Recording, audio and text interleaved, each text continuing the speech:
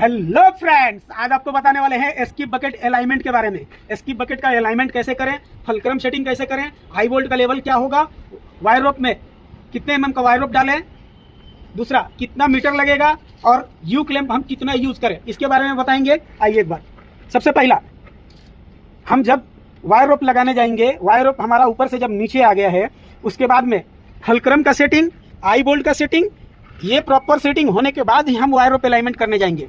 इसके बारे में आपको डिटेल में बताता हूँ। कभी भी फुलक्रम का सेटिंग आप नीचे देख सकते हैं, फुलक्रम को हम एक लेवल में लेके पिन अंदर से लॉक करके इसको फिक्स करेंगे। ये पिन को हमेशा ग्रीसिंग करना है जिससे कि फुलक्रम ऑटोमेटिक ऑपरेट करे, अप एंड डाउन। जिस साइड में लोड पड़े उसको लोड एडजस्ट करने के लिए फुलक्रम यूज करते हैं। दूसरी बात, आई वोल्ट जब भी फिक्स करें तो आई वोल्ट को एक लेवल पे लें, आई वोल्ट एक लेवल पे लें, फुलक्रम एक लेवल में लें।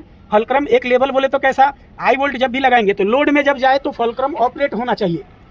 दूसरी बात, आई वोल्ट जब भी फिक्स करें तो आई वोल्ट को एक लेवल में लेने के बाद नीचे से एक बोल्ट टाइट करेंगे, दूसरा उसके लॉक के लिए। 2 बोल्ट इसके लिए दिया जाता है, एक बोल्ट उसको फिक्स करने के लिए और दूसरा उसके लॉकिंग के लिए। जब बोल्ट लॉक करेंगे तो ऐसा नहीं होना चाहिए कि ऑपरेटिंग टाइम में वाइब्रेट होकर और ये बोल्ट लूज हो जाए। इस कंडीशन में हमें 2 बोल्ट डालने पड़ते हैं। दूसरी बात, हमने क्लियर कर दी आई वोल्ट के बारे में। आई वोल्ट लगाने के बाद जब वायर रोप को लगाते टाइम एक बात का ध्यान रखेंगे कि दोनों वायर रोप एक लेवल में लेंगे।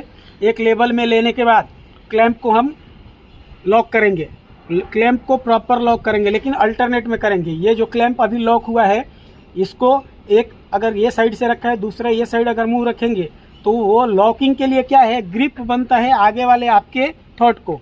जिधर से हम बोल्ट टाइट कर रहे हैं उधर जो हमारा फ्रेम लगा हुआ है, ब्रैकेट लगा हुआ है, उसमें दांता होता है वो लॉक करता है। तो इसको अल्टरनेट घुमा के लगाए जिससे कि एक साइड से ये प्रेस किया है, दूसरे साइड से फिर घुमा के जब लगाएंगे तो प्रेस करेगा। तो इस हिसाब से 3 यू क्लैंप यूज़ करें, दोनों के लिए 3-3 यू क्लैंप यूज़ करें। उसमें एक चीज़ का अब ध्यान रखें, कभी भी 3 से कम यू क्लैंप यूज़ ना करें, वो रिस्की हो सकता है और एक्सीडेंट हो सकता है। तो इस बात का ज़रूर ध्यान रखें। उसके आगे ये हम जब वायर रोप फिक्स कर लेंगे उसके बाद हमें वायर रोप को किसी भी कंडीशन में कंपाउंड जरूर लगाना है। अगर आपके पास कंपाउंड अवेलेबल नहीं है तो AP3 ग्रीस यूज़ करें, नहीं तो बटाटा ग्रीस यूज़ करें।